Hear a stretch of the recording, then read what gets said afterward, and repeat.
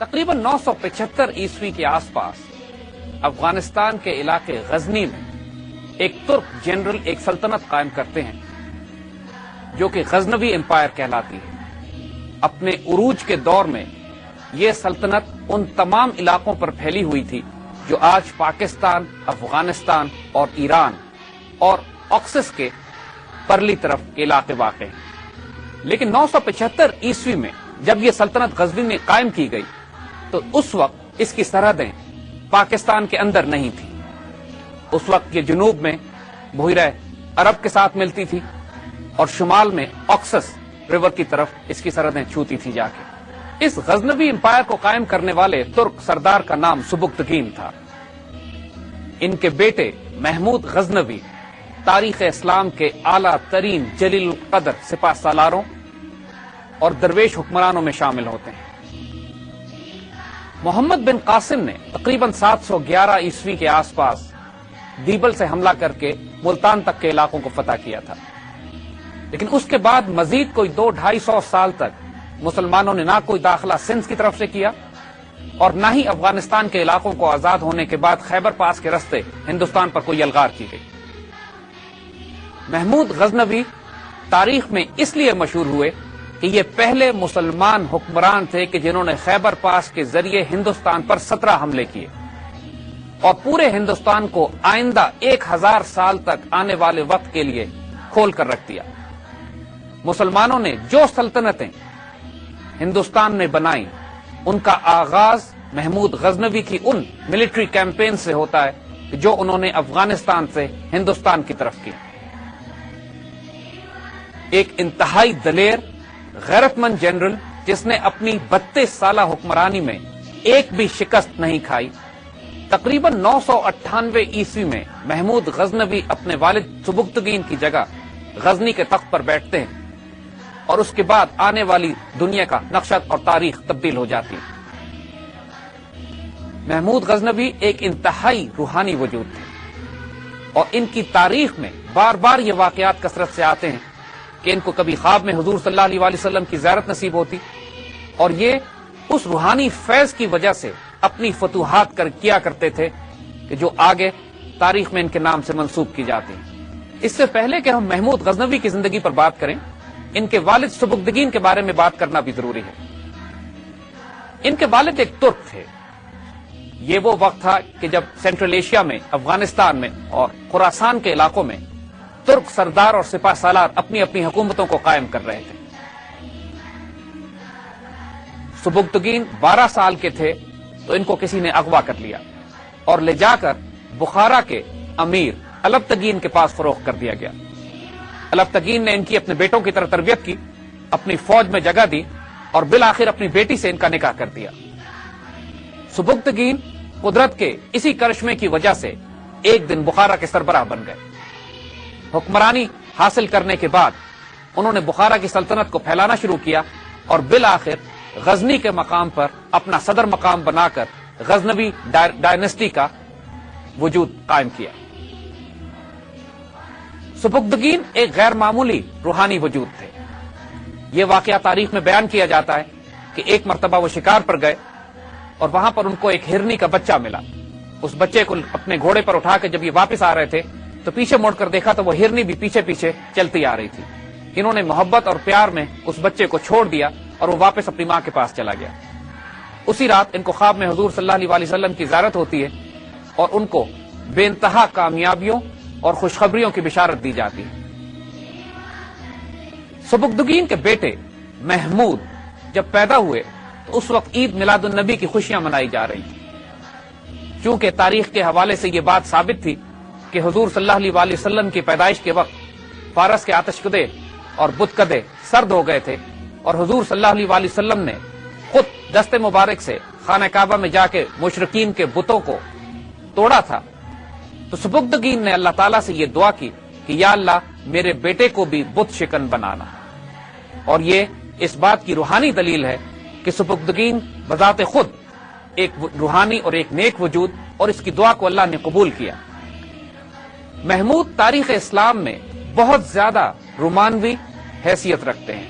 ہماری شاعری میں، ہمارے فولکلور میں ہمارے ثقافتی ورثے میں محمود اور ایاز کا ذکر تقریباً ہر پاکستانی اور اردو بولنے والے مسلمان نے سنا ہے۔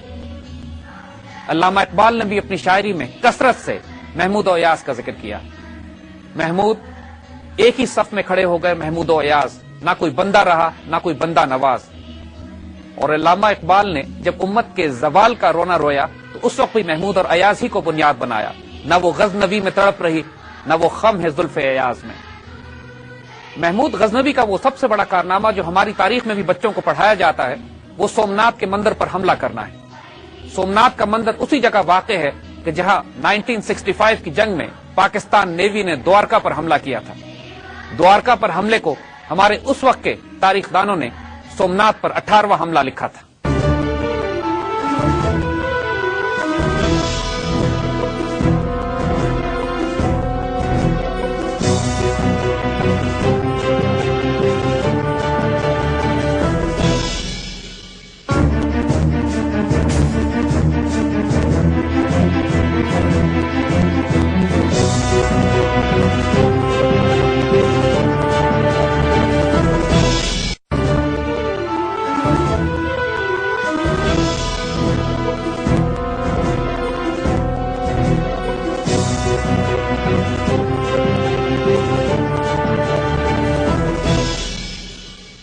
اس سے پہلے کہ ہم محمود غزنوی کے ان 17 حملوں پر بات کریں، یہ بات بہت اہم ہے کہ ہم اس تاریخی اور سیاسی اور جنگی پس منظر پر بات کریں کہ جس میں یہ تمام مہمات انجام دی گئی۔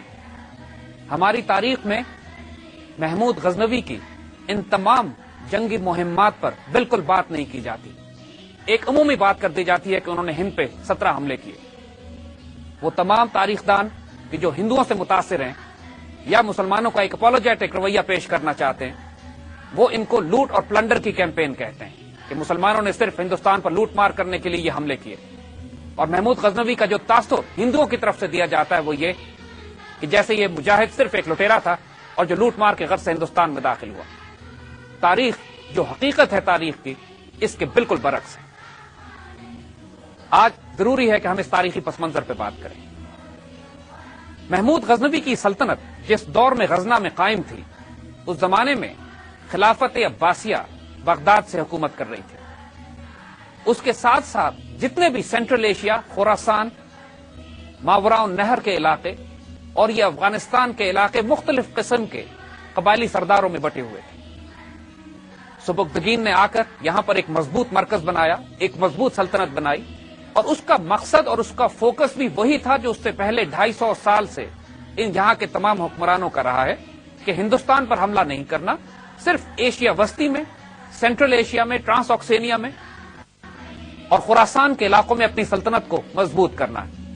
دیکھیں یہ بات نوٹ کیجئے گا کہ قتیبہ بن مسلم نے گو کے علاقے کھول دیے تھے، اس کے باوجود 250 سال تک کوئی مسلمان سپہ سالار ہند کی طرف داخل نہیں ہوا۔ سبکتگین کا بھی کوئی ارادہ نہیں تھا ہندوستان میں داخل ہونے کا۔ ان حالات میں اس کی توجہ ان دوسرے ترک قبائل کے ساتھ معاہدات یہ جنگیں کرنے کی طرف مبذول تھی کہ جو اس کی سلطنت کی راہ میں رکاوٹ بنے ہوئے تھے۔ اس وقت ہندوستان کا حال کیا تھا؟ اس وقت پورا ہندوستان، جس میں آج کا پاکستان بھی شامل ہے، سینکڑوں ہندو راجوں اور مہاراجوں کی زیر نگرانی تھا۔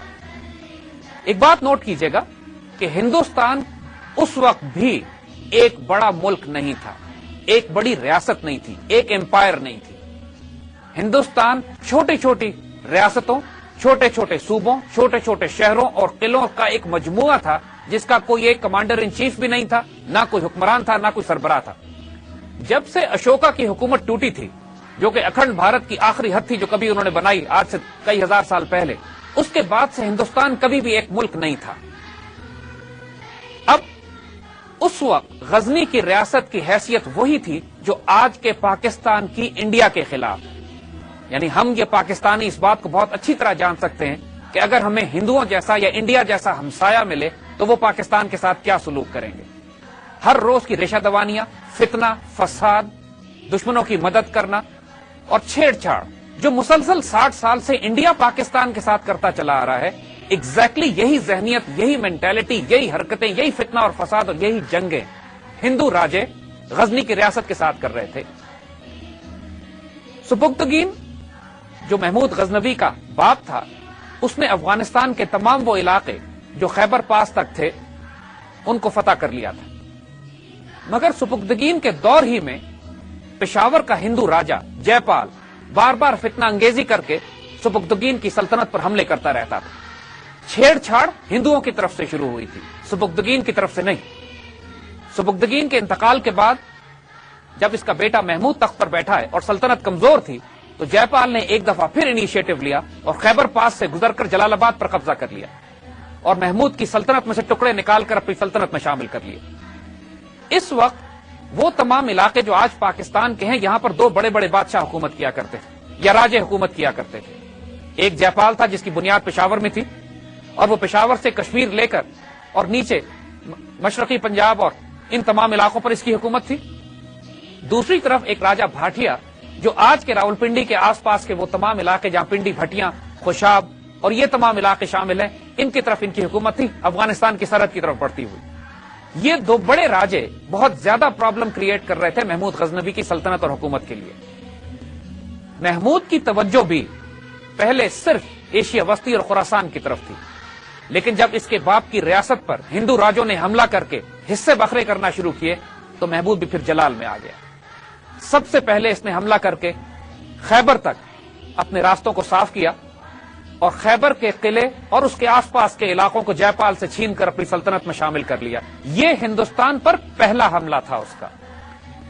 ایک بات اور ذہن میں رکھیے گا کہ چونکہ ہندوستان اس وقت کسی ایک راجہ یا مہاراجہ کی حکومت یا ایک بادشاہ کی سلطنت نہیں تھا، لہذا جنگی حکمت عملی بھی یہ تھی کہ پہلے سینٹر آف گریوٹی کو جو مختلف علاقوں میں ہندو راجے اور مہاراجے پھیلے ہوئے ہیں ایک ایک کر کے آئسولیٹ کیا جائے اور ایک ایک کر کے ان کو ختم کیا جائے۔ محمود کی توجہ صرف یہ تھی شروع میں کہ پہلے ان تمام علاقوں کو فتح کر کے ان دو بڑے بڑے فتنے، راجہ بھاٹیا کے جو پنڈی بھٹیاں کے آس پاس حکومت کرتا تھا اور جے پال جو پشاور کے آس پاس تھا، ان دونوں کا فتنہ ختم کر دیا جائے تاکہ اس کی ریاست کی مشرقی سرحدیں محفوظ ہو جائیں اور ہندوؤں کی فتنہ گری سے یہ محفوظ ہو اور یہ اپنی توجہ مبذول کر سکے سینٹرل ایشیا اور خراسان کی طرف۔ اس کا کوئی ارادہ نہیں تھا ہندوستان پر نہ حملے کرنے کا نہ ہندوستان پر قبضہ کرنے کا، جس طرح پہلے 250 سال تمام مسلمان اور ترک سلاطین جو تھے وہ صرف انہی علاقوں پر فوکس کرتے رہے تھے جو آج سینٹرل ایشیا یا خراسان میں شامل ہے۔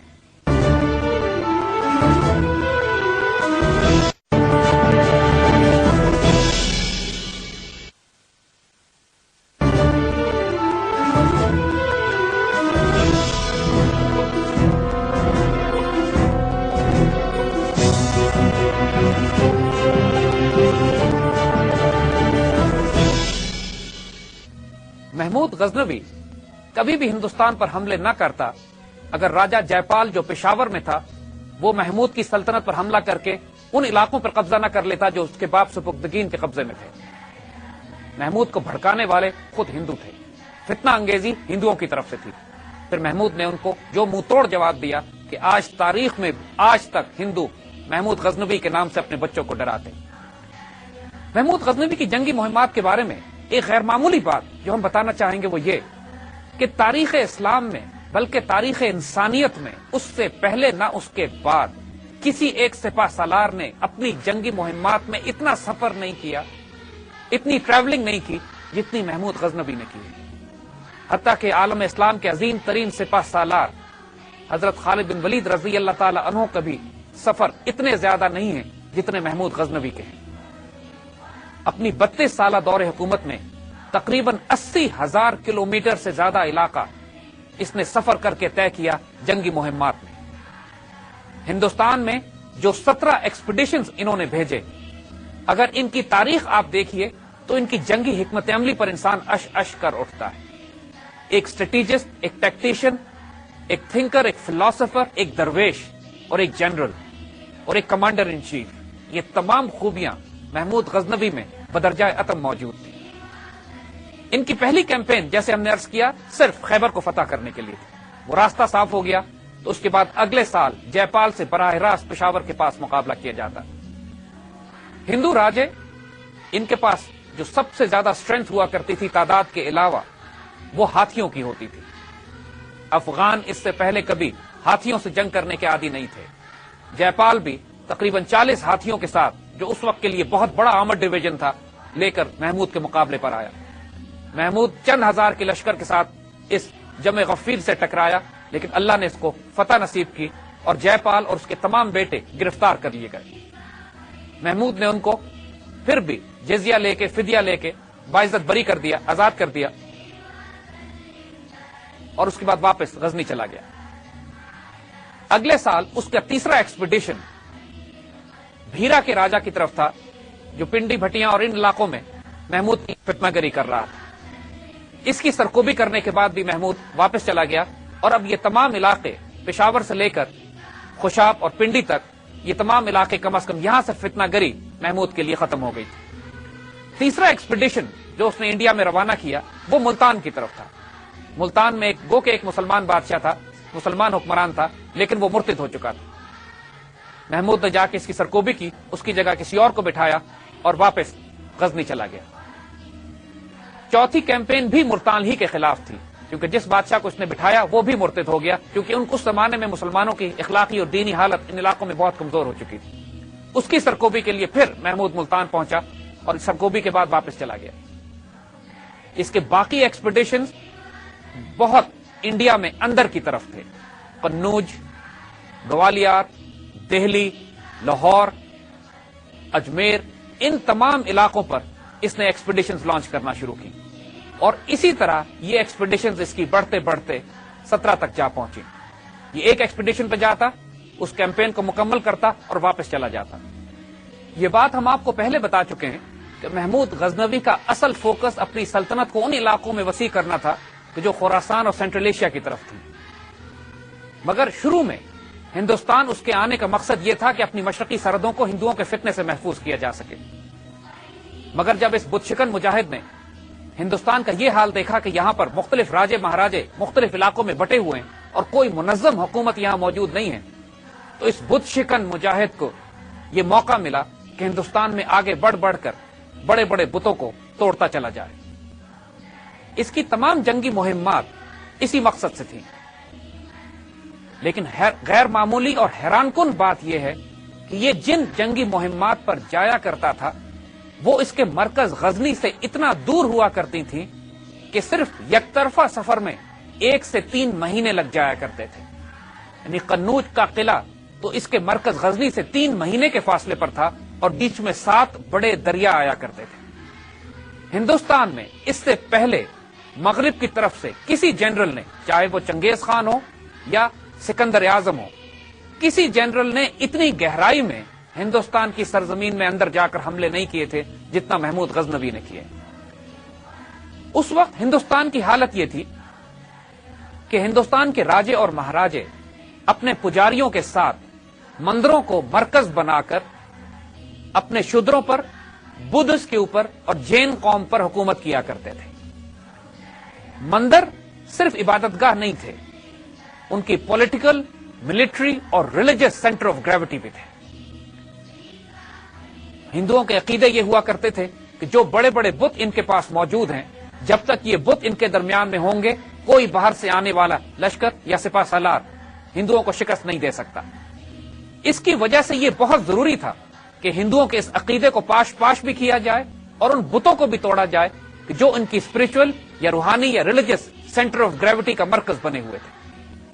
ہمارا یہ بت شکن سلطان جب بھی کسی مہم پر جاتا، اس بات کا خاص اہتمام کرتا کہ حضور صلی اللہ علیہ وآلہ وسلم کی اس سنت پر کہ جو آپ نے فتح مکہ کے موقع پر بتوں کو اپنے ہاتھ سے توڑا تھا، ہر جگہ وہ تمام بڑے بڑے بت کہ جو ان کی فوجی سیاسی طاقت کا مرکز ہوا کرتے تھے، اپنے ہاتھ سے اس کو پاش پاش کیا کرتا تھا۔ سومناتھ ہندوستان کا سب سے بڑا مندر تھا، یہاں پہ سالانہ کئی لاکھ لوگ آ کر چڑھاوے چڑھاتے، اور سومناتھ کا بت پورے ہندوستان میں اپنی جادوئی کرامات کی وجہ سے مشہور تھا۔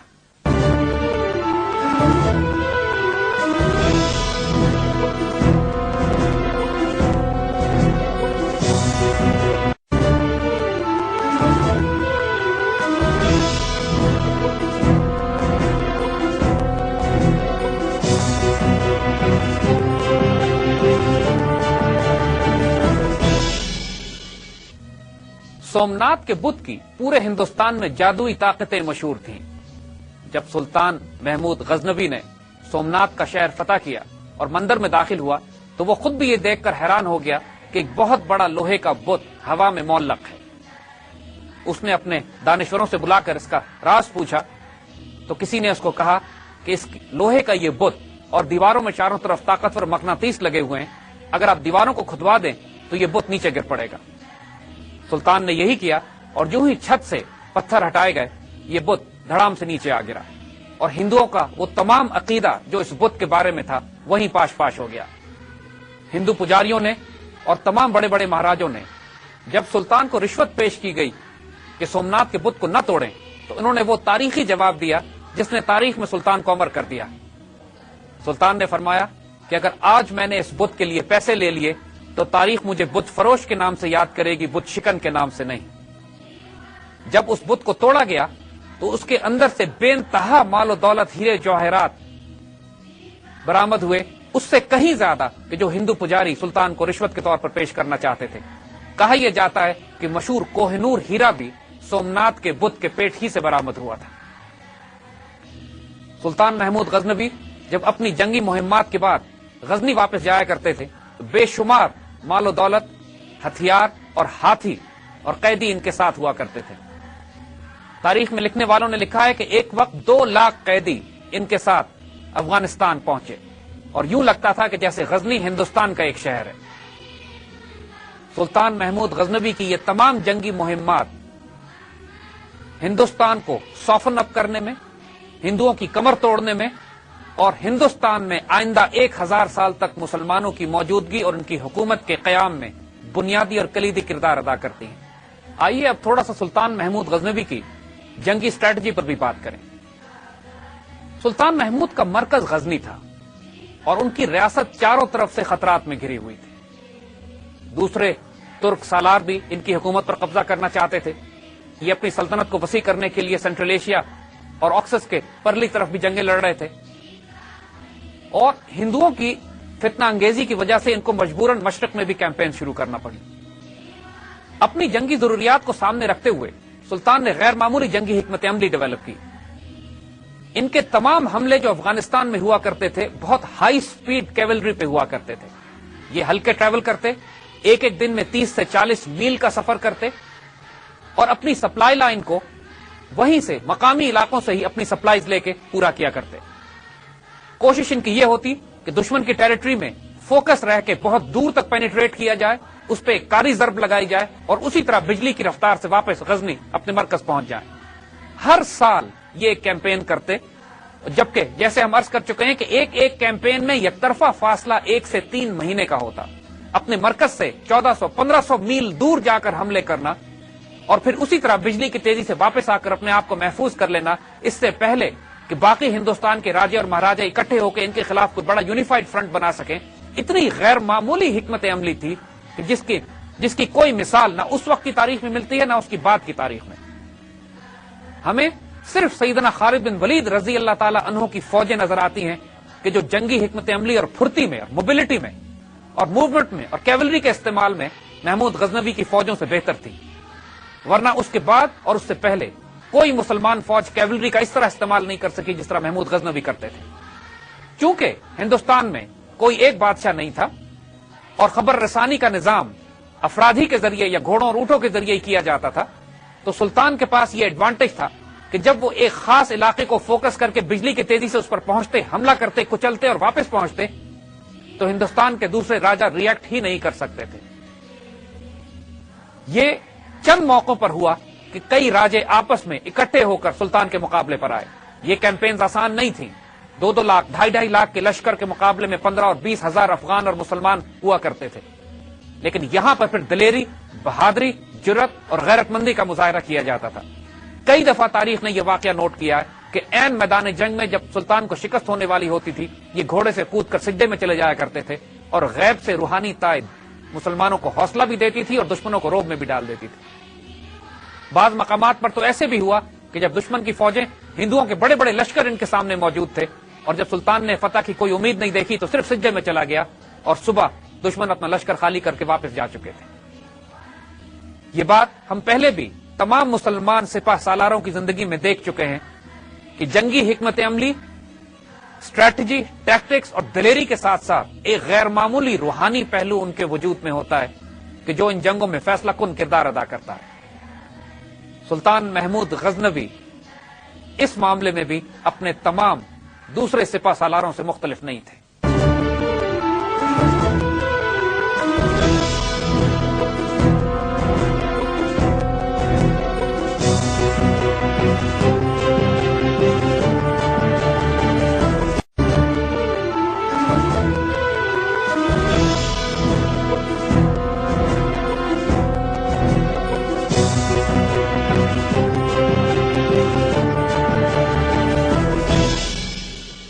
سلطان محمود غزنوی ہندوؤں کی سازشی اور فتنہ انگیز طبیعت کو خوب اچھی طرح سمجھ گئے تھے۔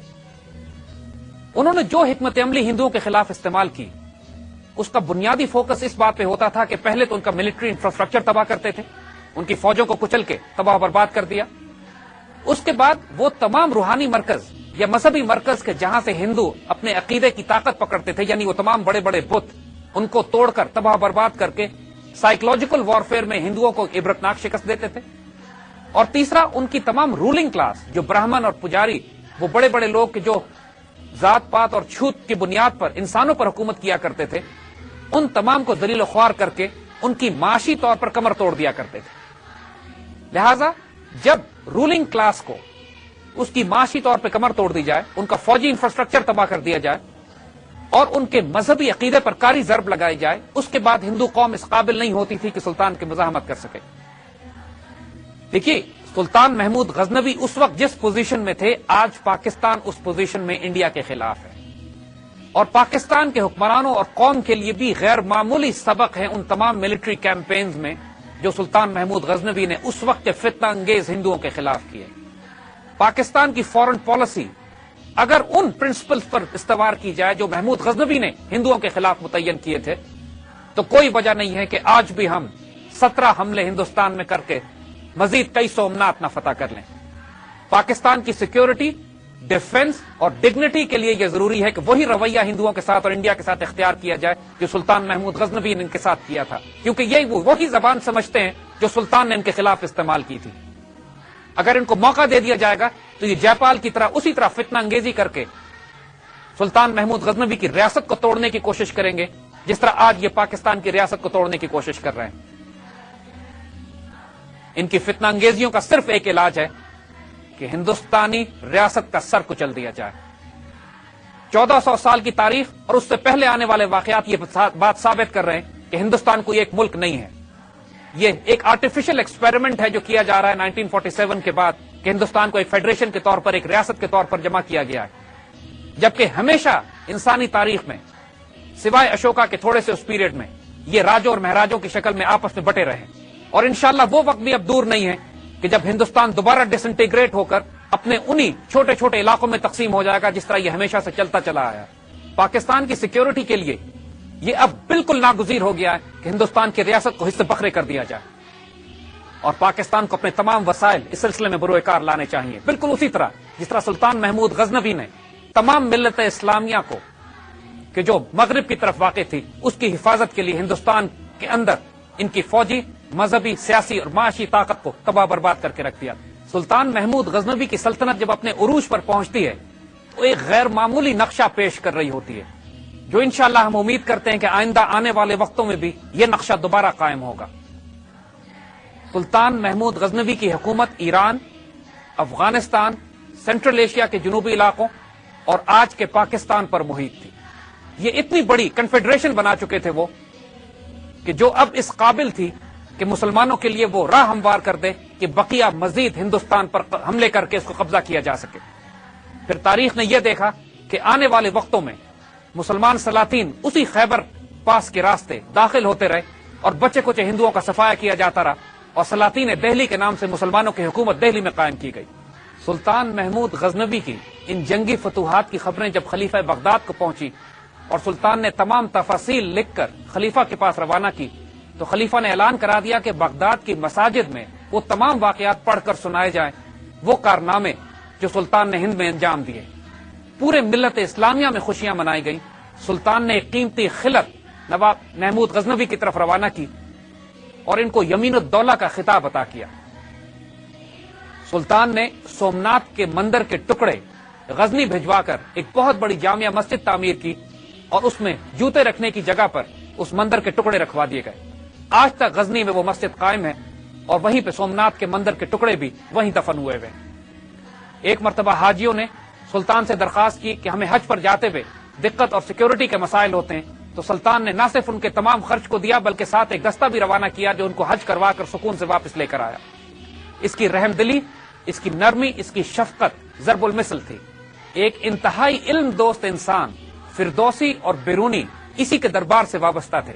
لائبریریاں، مساجد، فوارے، آرام گاہیں، ہسپتال، شفا خانے، پوری سلطنت میں اس نے ایک جال بچھا کے رکھ دیا، اور اس کی رحم دلی اور انصاف ہر انسان کی زبان پہ تھا۔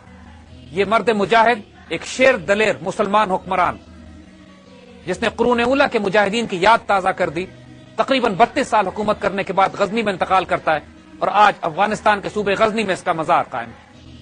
محمد بن قاسم نے باب الاسلام کے ذریعے اسلام کو سندھ میں داخل کیا، مگر محمود غزنوی نے خیبر پاس کے راستے تلوار کی زور پر ہندوستان کے اندر اسلام کو اتنا اندر تک پہنچا دیا کہ اس کے بعد اسلام ہندوستان میں قائم رہنے کے لیے آیا تھا اور آج تک الحمدللہ پوری آب و تاب کے ساتھ موجود ہے۔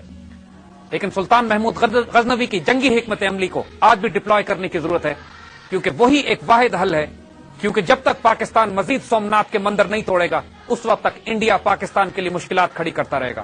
اللہ اس مجاہد پر برکتیں نازل فرمائے۔ عالم اسلام کے عظیم ترین شہسواروں اور غازیوں میں محمود غزنوی کا شمار۔